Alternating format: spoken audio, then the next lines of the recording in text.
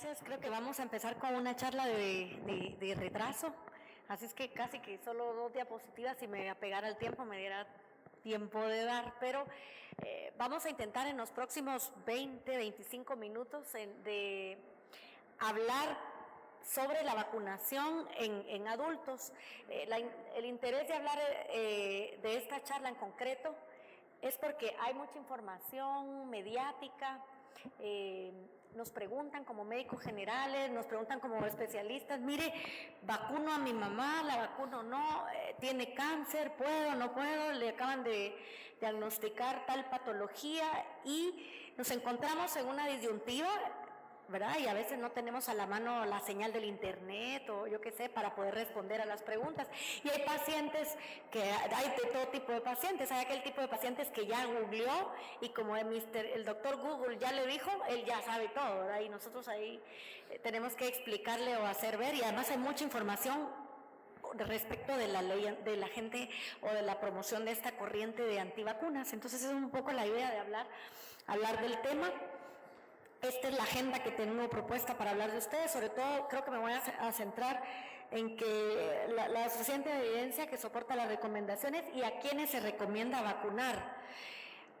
Esto es un poco de historia, solo voy a hacer mención en esta diapositiva, no hacen afán en plan feminismo ni nada, pero les quiero comentar que sí, en la China ya en el siglo XI, las primeras que empezaron a hablar de vacunas, sí fue una mujer, y era budista en realidad, no era doctora, y esta mujer que miran acá, Lady Montagu, que era la esposa de un embajador, que ya fue la primera que empezó a hablar de la vacuna de la viruela, y luego ya hemos visto cómo fue Jenner, y fue evolucionando, y de hecho incluso la vacuna BCG y bacilo de Koch, ¿verdad? Que hasta la fecha tampoco hemos encontrado una vacuna más efectiva que ella, o sea que viene de bastante tiempo antes el tema de las vacunas, pero las vacunas en adultos se han empezado a hablar más recientemente. Antes, cuando uno escuchaba vacunas, eran los pediatras, ¿se acuerdan? Uno decía, vacunas, pediatría, ¿verdad? Pero hoy en día miramos mucha más información acerca de vacunas. Ahora, comentar un poco que las vacunas son medicamentos, ¿sí? Yo siempre les digo, cuando uno lee el prospecto de Panadol, sin decir marcas o yo qué sé, paracetamol o acetaminofén, cuando uno lee el prospecto, si realmente leyera el prospecto con detalle, yo creo que uno no se tomaría 2 tabletas de acetaminofén porque dice cefaleas, puede dar fallo hepático fulminante, y cuando uno lee fallo hepático fulminante, el medicamento que más fallo hepático fulminante da es el paracetamol, y lo tomamos de una forma a veces hasta abusiva. Entonces les digo, el acetaminofén, que es como lo que uno le dice a todos los pacientes, usted solo puede tomar acetaminofén, ¿verdad? Lo mismo pasa con las vacunas son medicamentos que tenemos que tomar en cuenta que como tal pueden dar efectos adversos. Claro, luego está lo que la gente ya dice, es que no, esa vacuna da reacción, porque yo me puse esa vacuna y saliendo de ahí me caí, me quebré la rodilla. Eso no es un efecto adverso, ¿verdad? Se cayó por, yo qué sé, por andar en tacones o porque no vio la grada torcida, yo qué sé. Pero hay que entender también que no todo es efecto de la vacuna, ¿sí? La clasificación, esto es un poco recordatorio, cuando uno pasa en pediatría le mandan los calendarios de vacunas, pero aquí tenemos que tener un gran interés, porque muchos de los que estamos acá hacemos medicina institucional y muchos compartimos o hacemos también privada, y entonces alguien va a decir, doctora, ¿y por qué hay que cambiar las recomendaciones? Pues lo ideal no debería de ser que lo cambiemos, lo ideal sería que los pacientes que tienen acceso a salud pública tengan lo que deberían de tener lo que tienen en lo privado a veces, pero las vacunas muchas veces tienen un interés sanitario, ¿sí? Y entonces vemos como por ejemplo hepatitis A, hepatitis B, por ejemplo, tiene más relevancia a nivel salud pública que, por ejemplo, HPV o vacuna contra papilomavirus, que aún estamos una fuerte lucha para conseguir que se consiga implementar, aunque muchos de los que estamos acá, si tuviéramos antes de 26 años, aunque aquí hay muchas caritas de gente que todavía las tiene, ¿verdad? Y lo tuviéramos que recomendar, uno diría, bueno, colóquese esa vacuna porque tenemos una certeza o una eficacia bastante alta para prevenir cáncer uterino. Entonces, si tenemos esa posibilidad, yo creo que todos lo recomendaríamos, pero no todos en sanidad pública pueden tener acceso a este tipo de vacunas. Y recordar, hay las vivas atenuadas y las inactivadas. Esto es importante porque hay algunas vivas atenuadas, como la de fiebre tifoidea, la de cólera o la BCG, Hay que recordar que estas vacunas de virus vivos, atenuados, no se las podemos dar a los pacientes VIH o a los pacientes que están activos en cáncer o inmunosupresión, ¿verdad? Vamos a ver más adelante algunos otros tipos de vacunas y recordar, no todo es la culpa de la vacuna en sí, la vacuna trae componentes y de hecho de este adyuvante para la respuesta inmune que es el compuesto de aluminio, ustedes habrán escuchado alguna warning que en algún momento hubo en un grupo de colombianas que dijeron que cuando les habían puesto la vacuna de papilomavirus les había dado, se habían puesto como locas y habían empezado a gritar en la consulta externa y luego lo que se determinó es que había sido una crisis de histeria y sí, era una crisis de histeria, pero yo no sé, también tiene que ver cómo vacunamos ustedes. Si ponemos a una paciente adolescente de 13 a 15 años en una fila, las 5 ahí o las 6, y lo que estamos es esperando que mire cómo vacunamos a las otras, yo creo que aún a nosotros si nos van a vacunar, yo por lo menos me tengo que seguir unos 3 metros para poner la de influenza. Entonces, tenemos que tener hasta ese detalle de cómo vacunamos al paciente, porque al final, si las pacientes están viendo cómo se inyecta y que le puede dar dolor, definitivamente es más fácil que cuando vacunemos a ese paciente nos diga que le da dolor, ¿verdad? Entonces esto también considerarlo. Y hay dos términos que quiero que tengamos claros. Hay unos con los que debemos tener precaución y otros que no podemos vacunar. ¿Sí? Entonces no es lo mismo. Precaución quiere decir, bueno, miro la grada, no me voy a bajar de la grada porque si me bajo puede ser que me caiga y me raspe o me quiebre algún diente, ¿sí? Bueno, puede ser, pero si voy corriendo puedo bajar la grada, nada me lo impide. Lo mismo en las vacunas. Hay pacientes en los que yo tengo que considerar, está tomando anticoagulantes orales, puede ser que si yo no hago una buena presión cuando inyecto, pueda sangrar más. ¿Sí? Es un paciente que tiene VIH y que está baja su inmunidad, tengo que tener una cierta precaución, pero contraindicación es como la que les decía, un paciente que tiene un inmunocompromiso importante, paciente con VIH que tiene menos de 200 CD4, no voy a venir a ponerle la vacuna de fiebre amarilla, por ejemplo, ¿sí? Esto ya tenemos que tenerlo, y la ventaja que hoy en día tenemos tantas ayudas en dispositivos, ¿verdad? Todos los smartphones tienen este tipo de información y que no nos dé pena decirle al paciente, mire, deme un momento, lo voy a revisar, vamos a revisar en este momento si podemos colocarlo o no, porque hay pacientes especiales, con situaciones especiales, con las cuales no podemos aventurarnos a darle una respuesta si no estamos claros.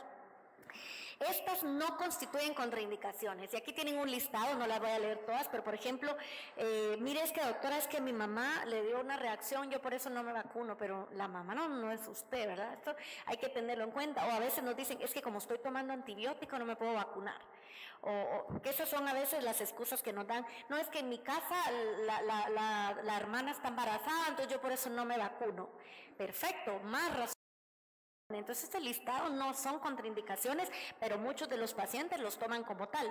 Y además tomemos en cuenta que mucha de la eficacia de las vacunas tiene que ver con el grado de respuesta que hagamos a una vacuna. Y esto a ustedes les pasa. Vacunamos todos en la casa, los hermanos y los papás. Ay, no, doctora, es que a mi mamá le dio una gripe tan horrible con esa vacuna, pero al resto no nos dio. Bueno, el sistema inmune de cada uno es diferente, así es que algunas personas harán una reacción, al final es un virus modificado o atenuado, que puede que vaya a hacer una respuesta, pero no a todos les va a hacer una respuesta igual. Y esto es importante porque hay pacientes que van a tener una respuesta mucho más disminuida que otros que no tienen alguna patología de base, por ejemplo los pacientes que toman medicamentos inmunosupresores o pacientes que están, por ejemplo pacientes de reumatología, ¿verdad? Que a veces tienen una eficacia o una respuesta de seguridad o de eficacia menos especial. Y la protección de rebaño, esto lo hemos sabido, esto ya es de siempre, ¿verdad? De hecho se vacuna a un niño y ellos van, muchos de ellos dejando las heces por ahí, otros van agarrando los juguetes y llevan a la boca, y el abuelo que anda cuidándolos también va, y esta es una protección de rebaño que ya está establecida. Eso sí, se sabe que se reduce la probabilidad de infección si ha tenido cercanamente alguna vacuna. También eso aquí haría yo una llamada de atención, porque por ejemplo, cuando tenemos brotes de Guillain-Barré, ustedes se habrán dado cuenta que, por ejemplo, ha tenido el antecedente de que ha habido alguna vacunación de polio cercano a la casa, algún enterovirus, que también podría darse el caso, por eso es importante tomar en cuenta efectos autoinmunes en este caso. Y algo que quisiera comentarles, en el caso de las embarazadas sí está establecido que una influenza puede ser letal. Si algo nos enseñó la pandemia del 2009, ¿se recuerdan? La pandemia esta de la virus H1N1, que fue tan famosa mexicana, fue que las pacientes embarazadas tienen más mortalidad por influenza que las pacientes que no. Entonces esto es un tabú y muchas veces nos dan miedo, los médicos tienen un poco de miedo de vacunar a las mujeres embarazadas. Y ya la vacuna de influenza, al igual que la tetánica celular, que viene con la TDAP básicamente, por la pertusis y protección que le da a los bebecitos menos de 6 meses, está establecido que les puede conferir una seguridad adecuada para las embarazadas. ¿Sí? Ahora, lo que no hay que vacunar es con vacunas en virus inactivados, eso sí no lo hacemos. Pacientes que tienen en quimio, por ejemplo, lo que no pueden recibir son virus vivos, ¿sí? Pero la de influenza, por ejemplo, la neumocócica, es más, aparecen en el listado de los que deberían recibirlo. Pacientes en tratamiento inmunosupresor, paciente que está tomando meticorten o prednisona o la marca que querramos decir, pero que toma más de 14 días este medicamento y toma arriba de, por ejemplo, lo que más se utiliza es que usemos más de 10 miligramos. Si están más de 10 miligramos por más de 14 días, debemos considerarlo inmunocomprometido y ese paciente sí debería recibir influenza, la vacuna, y neumococo. Pero eso sí, estos pacientes deberían de recibir virus inactivados. Luego los pacientes hemofílicos, los que tienen las plaquetas bajas, y lo que les comentaba, toma Sintrón, toma warfarina, toma medicamentos que le puede predisponer a más sangrado, paciente alcohólico, paciente cirrótico. Lo que debemos tener es más cautela a la hora de hacer la presión y hablar de los riesgos de la probable hemorragia, pero eso es a nivel local.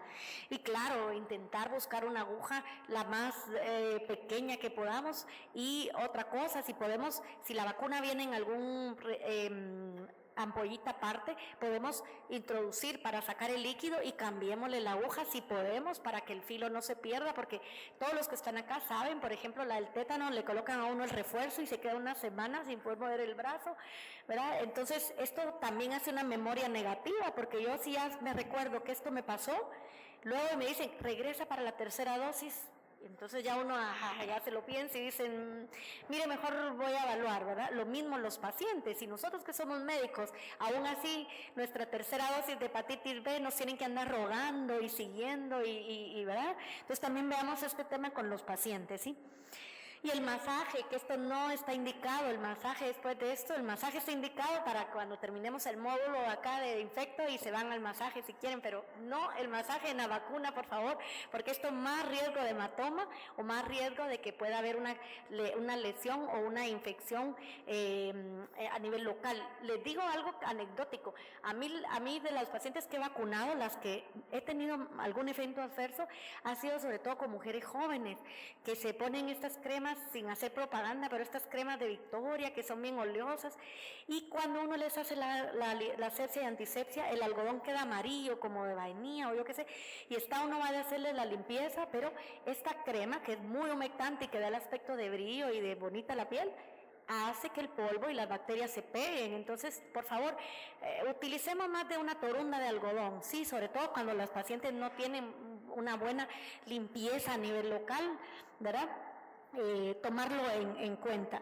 Y bueno, este calendario no lo voy a leer, solo quiero que, no se mira acá la bibliografía, pero en la siguiente creo que sí se observa, bueno, este lo pueden descargar, este yo lo copié con el cuadro, pero ustedes pueden descargar este libro que se lo súper recomiendo y está en la página de API, que es Asociación Panamericana de Infectología. Entonces colocan Manual de Vacunación del Adulto, se lo descargan en PDF y ya tienen estos cuadritos y es el chivo para cuando llegue el paciente y les diga, ay, ya la doctora Sandoval ya no me acuerdo qué dijo, pero aquí está en el chivo, ¿verdad? Entonces cuando el paciente les diga, mire, yo me puedo poner la vacuna de fiebre amarilla, vamos a ver y tal. Y ahí está un poquito la descripción. Y aquí este es el calendario propuesto para adultos de 11, 26, 50. Lo que sí quiero que veamos, neumococo, influenza, que son las que sí están recomendadas sobre todo neumococo para paciente con comorbilidad. ¿Qué comorbilidades les vamos a ver? Estas también se las pueden descargar, son 2 láminas que ustedes entran a CDC y la descargan y la pueden tener en PDF directamente, y este es un chivo mucho más fácil todavía, porque este nos lo pone ya en colores: verde, luz verde para que tengo que vacunar, y azul me lo reviso dependiendo el tipo de paciente. Entonces nos pone las edades acá, ¿verdad? Y nos pone las vacunas acá. Entonces, mire, paciente de 50 años, ¿qué vacunas me debo colocar? Como estoy acá: influenza, PDAP refuerzo, y si quiero le coloco pues la neumococos si no tiene comorbilidades, ¿sí? Y luego, si se fijan, debería de tener la MMR y varicela. Eso sí que no tenemos en Guate todavía la vacuna de varicela, que está indicada en arriba de 65, pero entonces se nos complica porque el paciente tiene diabetes, paciente está embarazada. Pues aquí está el cuadro, que también se lo pueden bajar, que les pone, aparte de la vacuna acá, ya les pone la edad, pero les pone acá la enfermedad. No, entonces mi paciente tuvo una enfermedad renal, está en una ERC, aquí están las verdes y me busco las que debe tener. Básicamente difiere que esta tiene que tener influenza, neumococo, debe tener el esquema completo de hepatitis B, porque va a estar en manipulación y por el riesgo del procedimiento al que va a estar. Y así nos vamos por cada patología: diabético o paciente con trasplante. También pueden buscar esta, que es la ECDC, que es la CDC europea, pero no me gusta tanto porque la ponen como más por edades y no está tan fácil como la ponen en aquel cuadro CDC, ¿verdad? Y también hay que facilitarse las cosas. Y aquí en esta diapositiva pues se resume un poco, ¿verdad?, las que tendríamos que ver, que es influenza, neumocócica y tétanos y difteria. Eso sí, embarazada, idealmente que sea la celular, porque hemos tenido un repunte de casos de Bordetella pertussis en los niños menores de 6 meses. Entonces no nos vale que diga: doctora, pero es que yo he tenido 5 hijos y ya me la puse en el último. No, la TDAP, la embarazada, es cada embarazo, porque no lo hacemos para proteger a la embarazada, lo hacemos para proteger al nene, al recién nacido. Entonces cada vez, si vas a hacer 5 embarazos, pues 5 vacunas de TDAP tiene que ponerse la mujer, ¿sí? Bien, ¿qué pasa con los que vamos a trasplantar? No me voy a ahondar mucho acá porque esto lo hacemos un poco más fino con los pacientes que vacunan. Eso sí, quedémonos con la claridad de que si es gripe viva activada, ni antes ni después del trasplante. Y varicela solamente si tiene anticuerpos negativos antes del trasplante. Una vez trasplantado ya no podemos poner la vacuna de varicela, y esto sí lo tenemos que tener claro. Fiebre amarilla después del trasplante, aunque el paciente quiera ir, bueno, el mundial menos mal ya fue allá en Brasil y todo lo que ha sido de parte de deportes, pero mejor que viaje a otro sitio el señor si es post-trasplantado, y ahí, ¿verdad?, porque fiebre amarilla no podemos colocar si ya está siendo trasplantado.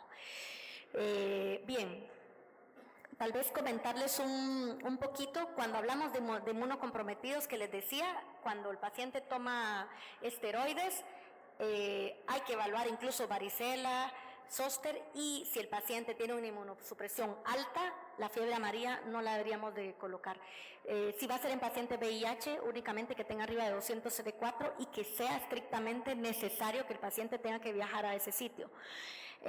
Bueno, neumococo, todos sabemos, ¿verdad?, que es el microorganismo que más neumonías ocasiona, y no fallamos cuando nos dicen cuál es el microorganismo en el machuque, cuál es el microorganismo que más da neumonía en alcohólico, neumococo, y en el diabético, neumococo. Y si decimos cualquier patología, no fallamos si decimos neumococo, porque todas es neumococo.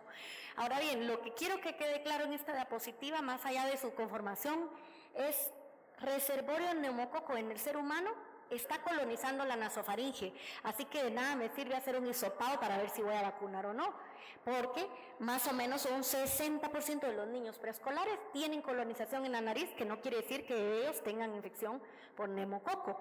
Y fíjense, en adultos jóvenes, 30%, así es que hay que considerar esa situación. Y bueno, pues saber que no todos los serotipos dan enfermedad. 40% de todos los ingresos que tenemos son neumonías que requieren ingreso, ¿verdad? Y muchos de ellos son por neumococo, y hay otras formas graves que no solo son neumonías, que también pueden ser ocasionadas por neumococo, considerarlo también. La aparición de las resistencias de agentes microbianos que hablaba el doctor. En Guatemala, aquí uno puede comprarse lo que quiera. Aquí en Guatemala uno va a la farmacia y le dan ertapenem, le dan ceftriaxona. Yo creo que es más fácil que le vendan antibióticos, como decía el otro día, a que aquí le vendan un condón, porque ahí quizás sí le van a pedir de todo a los patojos o a los adolescentes, ¿verdad? Pero antibióticos le dan el que quiera. Entonces, uno dice, es que fíjese que me duele la garganta. Ay, ¿sabes qué? Tómate unas inyecciones, te voy a dejar la receta que me dejaron en la farmacia. 3 dosis y vas a estar re bien. Y cuando uno mira, ceftriaxona, ¿verdad? Entonces, la amoxicilina ya la gente la toma como si fuera acetaminofén, ¿verdad? Entonces, ese tipo de resistencias, de hecho, estamos llevando un estudio en el Roosevelt y en el San Juan para ver cómo están nuestros neumococos, porque uno diría, seguimos utilizando amoxicilina, clavulánico, ampicilina, survactam, y cómo andan nuestros neumococos. Pues el otro año esperamos tenerles ya resultados, pero los preliminares les puedo decir que no estamos mal para las neumonías utilizando esto, ¿sí? Y aquí tienen un listado de patologías, entre las cuales quiero destacar tabaco y alcohol. Pero aquí nadie le va a admitir a uno que toma alcohol, ¿verdad? Pero considerémoslo porque estos tienen más chance de enfermedad neumocócica invasiva. OMS está moviendo mucho una campaña para que se considere una enfermedad neumocócica invasiva como una patología a considerar, y por ello es que se está hablando de esta patología. Y como ya miro yo caritas como que se están durmiendo, yo no sé la hora, no sé si tomaron café, pero ya es casi para terminar una parada, ¿verdad? Para que se me despierten un poco. No les voy a empezar a hablar de bendiciones y del aeropuerto, pero solo comentarles que tenemos 2 tipos de vacunas de neumococos, ¿sí? Para que salgamos de acá sabidos que en este momento tenemos 2 y no se pelean una con la otra. No es que una es mejor ni otra es peor. Son complementarias. Las vacunas de neumococo hay una 13 y hay una 23. Son diferentes, son complementarias según qué patología tenga el paciente, porque una es conjugada y la otra es polisacárida. Antes para adultos solo teníamos la polisacárida, ¿sí? El problema de la polisacárida es que tenía una tolerancia inmunológica que a los 5 años el paciente tenía que volverse a inyectar. Entonces había que estar, el paciente cuesta conseguirlo, y encima si ya le vacunamos, cree que ya para toda la vida, ¿verdad? Entonces hay unos esquemas que ya están establecidos. Aquí tienen, por ejemplo, la Prevenar y la Neumovax. Esta ya no está en el mercado. La Neumo 23, Sanofi la dejó de sacar, la sacó del mercado. Y bueno, como les decía, a ver un poquito cuál es o cuál no, son esquemas iguales. Hay metaanálisis ya establecidos donde el costo-efectividad de vacunar influenza y neumococo sí disminuye la mortalidad en los pacientes. Y esto está bien establecido. Esta es la bibliografía, es uno de los estudios más grandes, creo yo, que identifica 142 estudios ¿verdad? del tema. Y cuando habla de posicionamiento del grupo de neumoexpertos, acá básicamente lo que hablan es en la parte de los trabajadores de salud. Esto todavía no lo tenemos muy contemplado nosotros. Los trabajadores de salud somos de riesgo y deberíamos de tener la vacuna antineumocócica. Y en enfermedades crónicas como EPOC y pacientes que tienen diabetes o cardiópatas, que ya está establecido.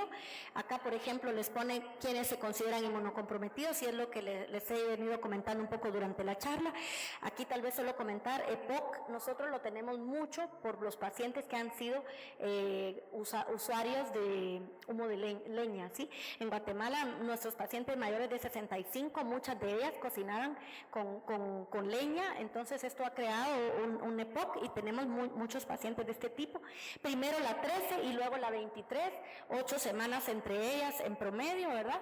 Pero esto estoy hablando de pacientes con riesgo para enfermedad neumocócica invasiva. No quiere decir que todos los que estamos aquí nos vamos a ir a administrar esas dos vacunas, por ejemplo.